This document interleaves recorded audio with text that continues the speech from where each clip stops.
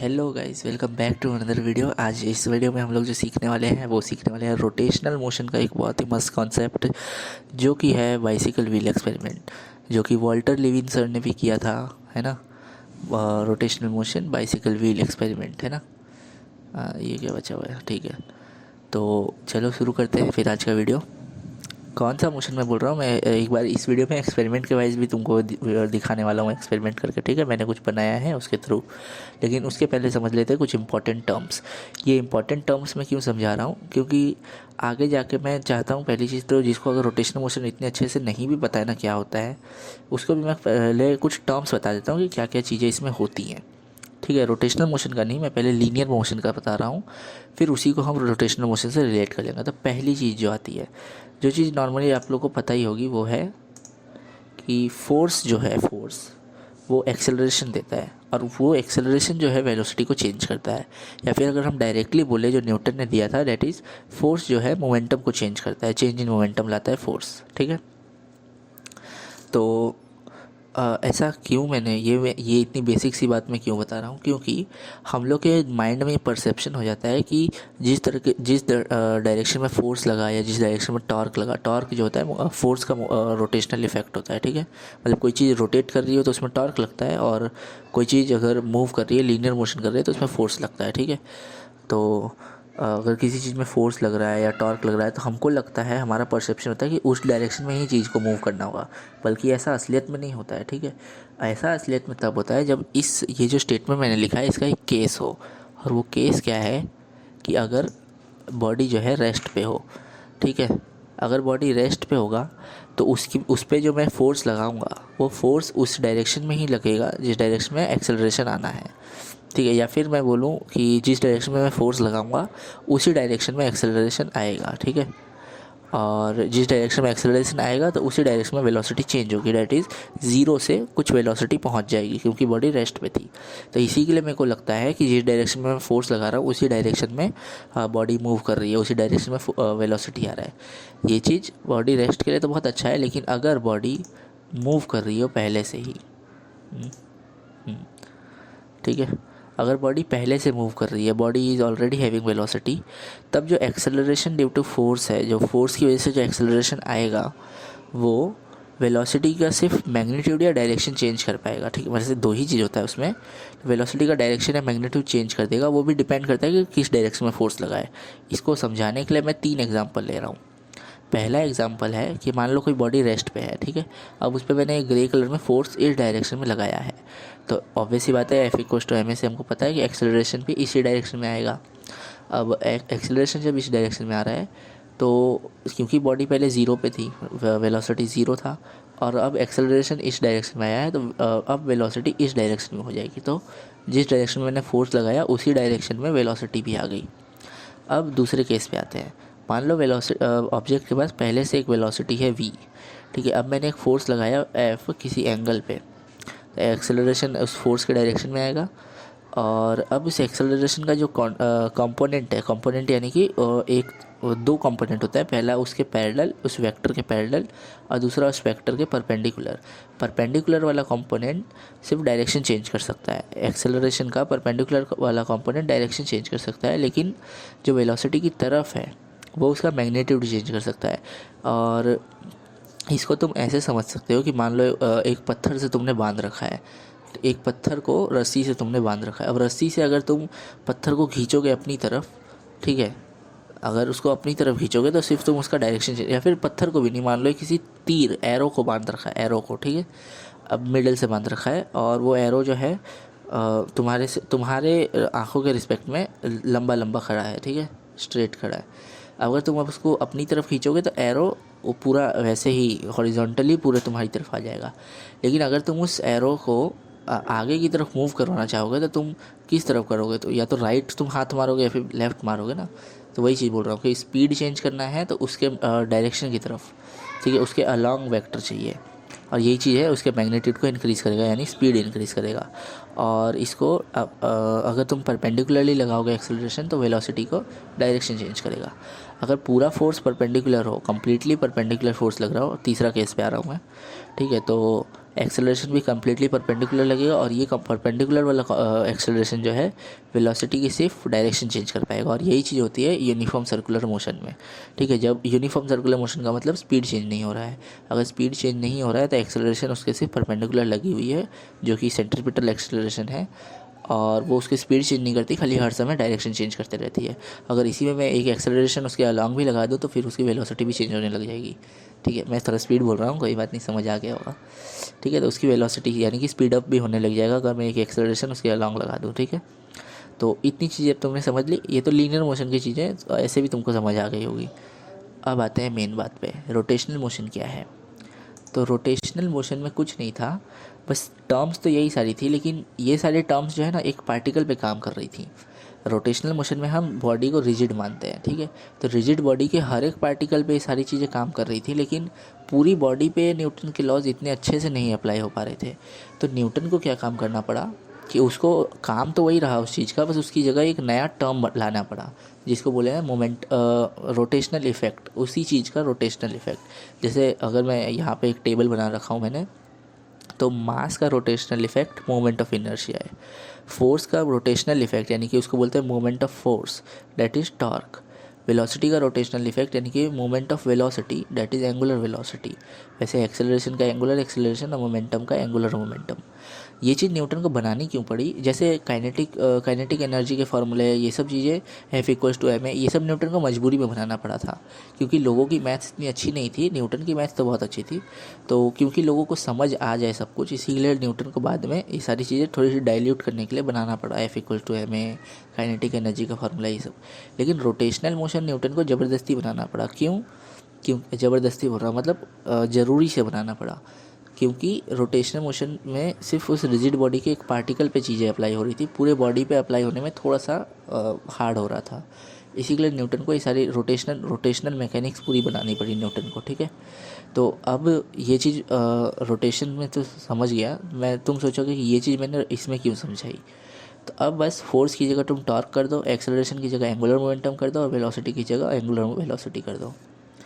इससे क्या होगा, अब तुम समझ जाओगे कि अगर टॉर्क लग रहा है तो टॉर्क जो है एंगुलर एक्सेलरेशन देगा, और एंगुलर एक्सेलरेशन जो है एंगुलर वेलोसिटी को चेंज करेगा। एंगुलर वेलोसिटी बोलो या मोमेंटम बोलो, एंगुलर मोमेंटम एक ही बात है। तो इसका मतलब ये है कि अगर बॉडी रेस्ट पे है, रेस्ट का मतलब रोटेशनल रेस्ट पे है, यानी कि वो घूम नहीं रहा है, तो जो टॉर्क लगाऊंगा मैं वो डायरेक्टली एंगुलर मोमेंटम को उसी डायरेक्शन में चेंज कर देगा जिस डायरेक्शन में टॉर्क लगाया हूँ।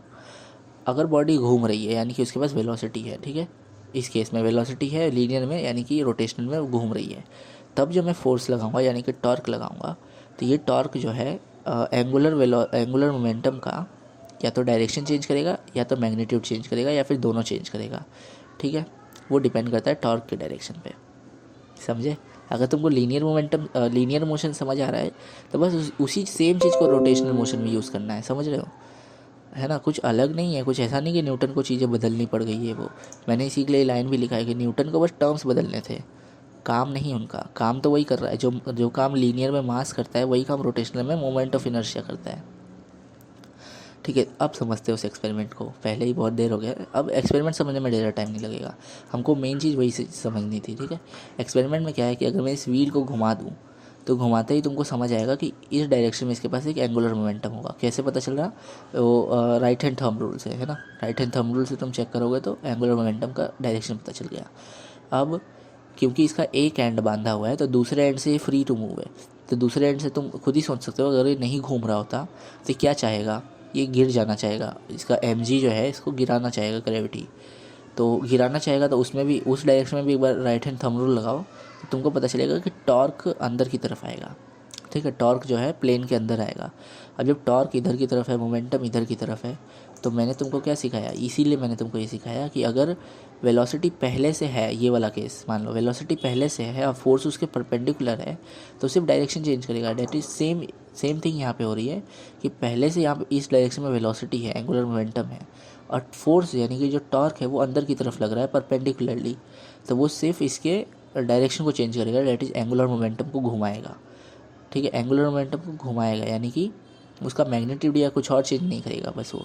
तो कैसे घुमाएगा, वो कुछ ऐसे घुमाएगा, इस रस्सी के अबाउट घुमाएगा। समझ पा रहे होगे ना कि एंगुलर मोमेंटम बाहर की तरफ है तो टॉर्क अंदर की तरफ है, तो वो उस रस्सी के अबाउट ऐसे ऐसे ऐसे ऐसे घुमाएगा, ठीक है। नीचे वाले डायग्राम से अच्छा समझ आ रहा होगा तुमको, ऊपर वाले में इतना अच्छा नहीं, ठीक है। ये हो गया, अब तो तुमको समझ आ गया होगा, ये तो बहुत सिंपल लगा, है ना। मेन चीज़ वही वो पहले 2 स्लाइड समझने थे। चलो, ये एक्सपेरिमेंट तो हो गया वो फेमस वाला। एक एक्सपेरिमेंट मैं अलग से इस वीडियो में ऐड ऑन करना चाहता हूँ, वो है ये वाला एक्सपेरिमेंट, ठीक है। अभी मैं इसको एक्सप्लेन कर रहा हूँ इन दोनों एक्सपेरिमेंट को, और इसके बाद वीडियो के एंड में तुमको ये एक्सपेरिमेंट मैं करके भी दिखाऊंगा, ठीक है। मैंने एक छोटा सा मिनी मॉडल बनाया है इसको समझाने के लिए, तो अभी मैं इसको एक्सप्लेन कर दे रहा हूँ। मान लो ये जो व्हील है हॉरिजॉन्टली रखा है और रोटेट नहीं कर रहा है, ठीक है। अब अगर मैं इसको ऑसिलेशन दूँ, यानी कि पेंडुलम वाला मोशन दूँ, तो जब ये पेंडुलम वाला मोशन होगा, जब थोड़ा सा इस शिफ्ट होगा राइट की तरफ, तब अगर मैं इधर जूम करके दिखाऊं तुमको, तो हम लोग देख सकते हैं कि इसका एक्सल जो है, इसका जो एक्सल है वो परपेंडिकुलर है, और रस्सी जो है उसको इस डायरेक्शन में खींचना चाहती है ना। ऑब्वियस सी बात है। अब जब ये रस्सी इधर खींचना चाहती है और ये रोटेट नहीं कर रहा है, वो वाला दूसरा वाला केस कौन सा, वेलोसिटी नहीं है और फोर्स मैंने लगा दिया, तो वेलोसिटी इसमें पास नहीं है, एंगुलर वेलोसिटी, और इधर मैंने टॉर्क लगा दिया, तो सीधी बात है जिधर टॉर्क लगा है उधर की तरफ मूवमेंट हो जाएगा। तो ये लो मूवमेंट हो गया, कैसे हो गया, ये हो गया, ठीक है। जो रिवील है वो ऐसे ऐसे रोटेट हो गई, ठीक है। और इसको जब ऐसे पेंडुलम वाला मोशन करवाओगे तो ऐसे वैसे ही वो रोटेट होते रहेगा, ठीक है। मैं एक्सपेरिमेंट में दिखाया तुम अच्छे से देख पाओगे, ठीक है। मतलब हर समय पूरे मोशन में इसका जो एक्सल है और रस्सी की तरफ होगा, ये चीज़ समझाना चाहता हूँ मैं। अब समझो कि अगर ये घूमने लगे, अगर मैं इस व्हील को ऐसे हॉरिजॉन्टली घुमा दूँ, तो अब अगर मैं इसको इधर की तरफ अब इसका एंगुलर मोमेंटम ऊपर की तरफ होगा। अब मैं अगर इसको पेंडुलम वाला मोशन दूँ, ऑसिलेशन, तो इसका एंगुलर मोमेंटम ऊपर, और क्योंकि हमने देखा कि टॉर्क जो है बाहर की तरफ आ रहा था, क्यों, क्योंकि ये इसको इधर लेफ़्ट की तरफ घुमाना चाहेगा, तो लेफ़्ट की तरफ घुमाना चाहेगा, राइट हैंड थंब रूल से पता चला कि टॉर्क बाहर की तरफ आ रहा है, तो टॉर्क वापस से परपेंडिकुलर है, यानी कि ये इसको इस व्हील को घुमाएगा नहीं, टॉर्क घुमा नहीं सकता, क्योंकि इसके पास पहले से एंगुलर मोमेंटम है, ठीक है। ऐसा मैं नहीं बोल रहा हूँ कि ऐसा है तो वैसा होगा, ऐसा तुम इतना सीधा समझो कि अगर फोर्स है, फोर्स सिर्फ एक्सेलरेशन देगा, अब उस एक्सेलरेशन को क्या चेंज करना है वो एक्सेलरेशन डिसाइड करे, ठीक है। अगर वेलोसिटी पहले से है तो वो वेलोसिटी को चेंज करेगा, अगर नहीं है तो भी कर तो वो वेलोसिटी को ही चेंज रहा है, बस ज़ीरो से कर रहा है, तो हमको उसका इफेक्ट नहीं दिख रहा, ठीक है। हमको खाली दिख रहा है कि जिधर फोर्स लगा उधर है, ठीक है, काम एक ही है पूरे का। तो अब इसके पास पहले से वेलोसिटी है, तो और टॉर्क जो है इसके परपेंडिकुलर आया है, तो इसके लिए ये व्हील को घुमा नहीं पाएगा, और घुमा नहीं पाएगा तो कुछ ऐसा मोशन रहेगा इसका, ठीक है। इसको पेंडुलम की तरह घुमाओगे तो नीचे तो सीधा रहने ही वाला है हॉरिजॉन्टल, एक्सट्रीम पॉइंट्स पे भी वो हॉरिजॉन्टल ही रहेगा, और पूरे में ये ऐसे ही एक आरती की थाली जैसा घूमते रहेगा, ठीक है। मतलब घूमेगा नहीं, वो क्या बोलते हैं इसको, ऑसिलेशन करते रहेगा, ठीक है।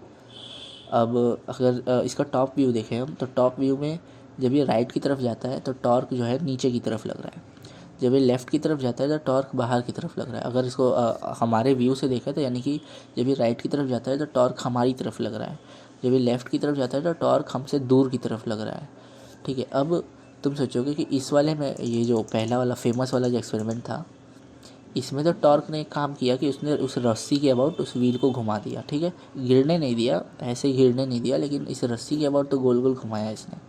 यहाँ पे ये टॉर्क कुछ नहीं कर सकता है क्या, यहाँ पे भी तो ये टॉर्क लग रहा है, ये रहा, ये लग रहा है, यहाँ पे ये कुछ नहीं कर सकता है क्या, तो कर सकता है। ये टॉर्क जो है इस व्हील को टेंडेंसी दे देगा साइडवेज मूव करने का, यानी साइडवे यानी कि ये एक स्ट्रेट लाइन है, इस स्ट्रेट लाइन के थोड़ा बाहर होने का, यानी कि यहाँ से ऐसे और यहाँ से ऐसे, ठीक है। मेरे माउस के कर्सर को देख पा रहे होगा तुम, यहाँ से ऐसे ऐसे ऐसे ऐसे मूव करने का टेंडेंसी देगा, कर क्यों नहीं सकता, स्ट्रिंग कांस्टेंट, रस्सी एक्सटेंसिबल नहीं है, ठीक है, इन एक्सटेंसिबल रस्सी है, और अगर एक्सटेंसिबल होगी भी तो थोड़ा सा इधर उधर हो सकता है, बाकी मूव करेगा स्ट्रेट लाइन पे स्ट्रिंग कांस्टेंट की वजह से, तो इतना तो समझ ही आ रहा होगा। हेलो, तो फिर अब देखते हैं एक्सपेरिमेंट को, एक्सपेरिमेंट कैसे करना है हमको। तो पहला हमारा ये वाला एक्सपेरिमेंट है, ऐसे घूमने वाला, जिसकी वजह से क्या रहेगा, ये ऐसे रहने वाला है, ठीक है, ये ऐसे गिर नहीं जाएगा। देखो इसमें इतना परफेक्ट नहीं दिखा होगा, मैं उल्टा घुमा देता हूँ, हाँ इस पे देख रहे हो, जब तक जितनी देर तक ये घूम रहा है उतनी देर तक ये ऐसे ही है। उसे जैसे ही रुक जा रहा है तो ऐसे हो जा रहा है, ठीक है। अगर मैं नॉर्मली ऐसे छोड़ दूँ तो ऐसे गिर जाएगा, लेकिन अगर मैं इसको घुमा के छोड़ूँ तो ये थोड़ी देर तक रहता है, ठीक है। और इसका एक्सप्लेनेशन मैंने तुमको दे दिया, एंगुलर मोमेंटम इसका एंगुलर मोमेंटम जो ऐसे घूमने की वजह से इधर की तरफ होगा, ठीक है। और टॉर्क अंदर की तरफ होगा, और इसके लिए ये टॉर्क जो है इसको ऐसे ऐसे घुमा रहा है लेकिन गिरने नहीं दे रहा है, ठीक है। दूसरा एक्सपेरिमेंट जो मैंने तुमको समझाया है वो है ये प्लेन वाला। क्या है, इसमें ऐसे अच्छे से हो नहीं रहा है, ऐसे घूम नहीं रहा है, देखो ना, इतने अच्छे से घूम नहीं रहा है। इसी के लिए मैंने इसको नया कुछ ढूंढा कि ऐसे ऐसे करने पे अगर मैं ऐसे ऐसे करूँ तो ये देखो, साइड में जाने पे तुम देख पा रहे होगे, साइड में जाने पे ऐसे हो जा रहा है, ठीक है। तुम भी घर पे कर सकते हो, लेकिन अगर मैं इसको घुमा दूँ और अब अगर साइड में भेजूँ तो देखो अब ये प्लेन रह रहा है ना। एक और बार अच्छे से करता हूँ मैं, हाँ अब देखो एकदम सीधा रह रहा है ये, ठीक है। वही अगर मैं इसको ऐसे कर दूँ तब देखो, समझ रहे हो। तो ये एंगुलर मोमेंटम, इसका एंगुलर मोमेंटम कैसा है, इसको ऐसे करेंगे तो इसका एंगुलर मोमेंटम ऊपर है, और क्योंकि इस साइड में आने पे जो धागा है वो ऐसे है तो इसको ऐसे करना चाहता है ये धागा, ठीक है, ऐसे। तो ऐसे होने की वजह से इसका टॉर्क मेरी तरफ है, ठीक है, मेरी तरफ है अंदर, ठीक है। उसके लिए ये क्या चाहेगा, ये इसको मेरी तरफ ऐसे लाना चाहेगा, लेकिन स्ट्रिंग कांस्टेंट की वजह से ये अपनी मेरी तरफ इसको ला नहीं पाएगा, ठीक है। यही चीज़ मैं एक्सप्लेन करना चाहता हूँ इस रोटेशनल मोशन के वीडियो में। Thank you. ठीक है, आज के लिए वैसे इतना ही एक्सप्लेनेशन है, इसके बाद मेरा थैंक यू स्लाइड है। मैं होप करूँगा तुमको समझ आया होगा। और एक चीज़ पूछना है कि क्या ऐसे पीपीटी से पढ़ाना ज़्यादा अच्छा है या फिर वही वाइट बोर्ड वाला मेथड ज़्यादा अच्छा है। मेरे को तो पीपीटी बनाने में ज़्यादा टाइम नहीं लगा, ऐसा बात है। तो मैं पीपीटी से भी पढ़ा सकता हूँ और वाइट बोर्ड से भी। कमेंट में बताना कौन सा अच्छा लगा। आज के लिए इतना ही, थैंक यू, बाय बाय।